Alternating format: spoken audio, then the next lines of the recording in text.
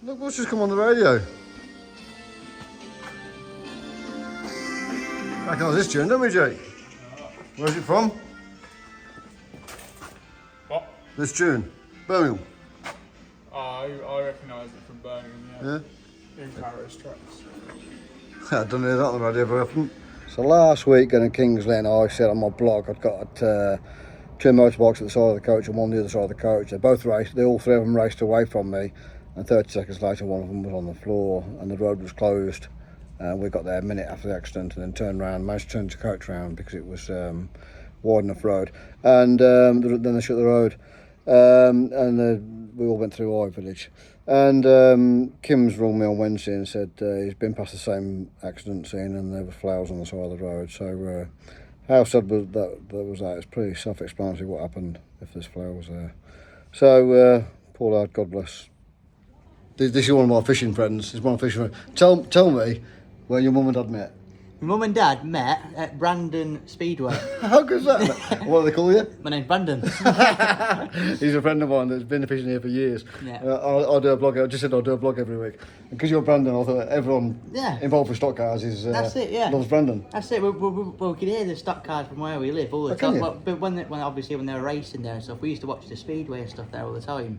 Your mum and dad met there, you said? Yeah, mum and dad met. My dad worked there, and then my mum. Oh really? Went there with the family and stuff. Oh, brilliant And they stuff. met there. Thanks, Brandon. Good luck with the fishing. Good luck with the fishing. So when I sold my stock car, I started to buy myself a bike, and I never got around to it. But now I've turned 60, and we've come up to Grimsby to come fishing. We're actually at Grimsby for fish and chips, and it was at Seaside. Well, yeah, we're actually at Cleethorpes. Cleethorpes next door. Apparently Grimsby's a dump, so we've been changing. Apologies to everyone from Grimsby. So there we go. So we're here. We're going to go have fish and chips on this nice sunny evening, and I'll ride home. Right, I might take it to Skegness. Might go to Skegness at the weekend on it. We'll see. Right, chips on, fish and chips. What is the difference between a normal fuel tank and a bladder fuel tank? What's this, the science of stock cars with Nigel Harry? Yes. Get on with the job. I know. I know. No, it's got a bag inside it. So, F1 Team Pharaohs, Jacqueline Pharaohs new video blog. It's brilliant. She's mad as a box of frogs. That's a compliment. We love you, Jack. Well done. Great blogs. Well done. I'm enjoying it.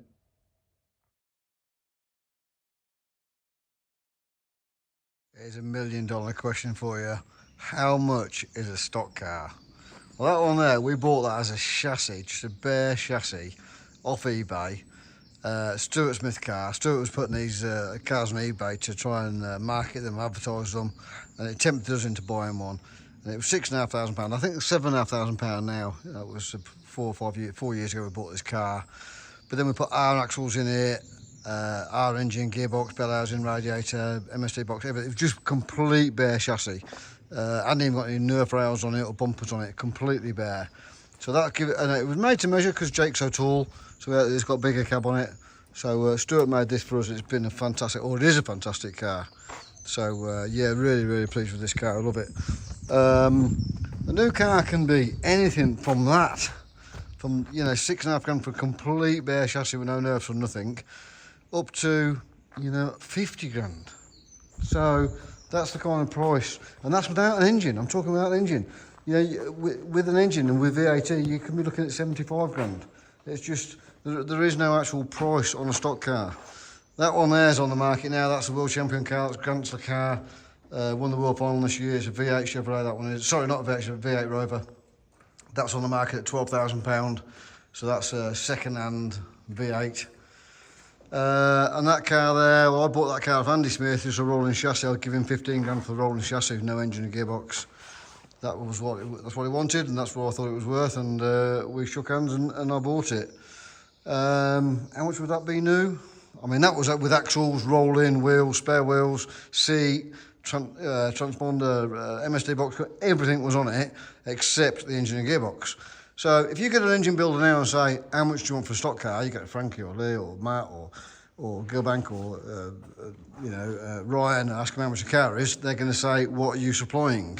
Yeah, are you supplying a donor car? 'Cause if you supply a donor car, they're going to take everything off it, completely everything. Rods, axles, your exhausts, they could use everything. So when I say that car outside was 6.5 grand and now Stuart's charging 7.5, it's probably more like 10 because that was 4 years ago. And everything's doubled, hasn't it, in the last couple of years? It's been really expensive. So let's say between 10 and 50 grand without an engine. Because I've heard of cars, I've heard of rolling chassis at 50 grand. But that's completely, you know, wing, painted, sign written, new tyres on it, new radiator, new everything brand spanking new. Shockers and springs and set up, and then you put your own engine in. So I've also heard of cars literally up to 75 grand as well, complete with engine, complete, sign written, job done. How much would I want for that car? I don't know, second hand as it is, 25 grand, I would think. Same as a shell car. But the engines are so sought after, you see. The engines are just so hard to get hold of. You know, an engine's 15 grand minimum.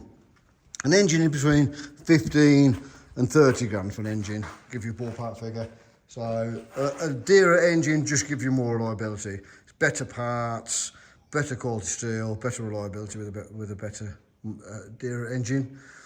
Gearbox is what? 2.5 grand now, I think, the gearbox, something like that. So there you go. How much is a stock car? You could buy a second-hand big block to get you racing, 10 grand. My first car was 9,200.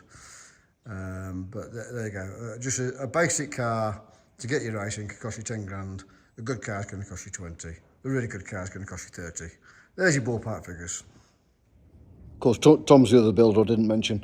Of course, what you got to weigh up is the value of your car. Once you've had the engine and gearbox out of it, you got to add the value of what's left. And the value of this car is expensive because it's got a 4.9-inch rear axle in it, and it's got all the best parts, the best coil and the best seat, and it's got the best of everything in it. So you have to go the value of the second-hand car, or whether it's worth using this as a donor car. Then all that will be left is a chassis. So we'll have to. If we were to change this car, we'd have to weigh it up and work out the value of it, wouldn't we, and what it's going to cost. It depends on what you're going to put into it. And of course, depends on what work you're going to put into it yourself as well. Of course, like the car that's outside, Jake did all the nerves and bumpers and finished it all up himself. So, and then I painted it, and then we had it sign written, and we got our own wing. So it depends what work you're going to put into it yourself. And of course, a lot of this sport is a DIY job. A lot of it is work you put into it yourself to keep the cost down. There you go. There is no cost to a stock car. Simple as that. Just cleaning the car. Peter Folding's the other one. I can't think of any other chassis builders. If I have, I'm sorry. And the rumours last year of the £100,000 stock car, they weren't true. I went and asked him personally. There was lots of rumours going around last year about 100 grand stock car. Not true.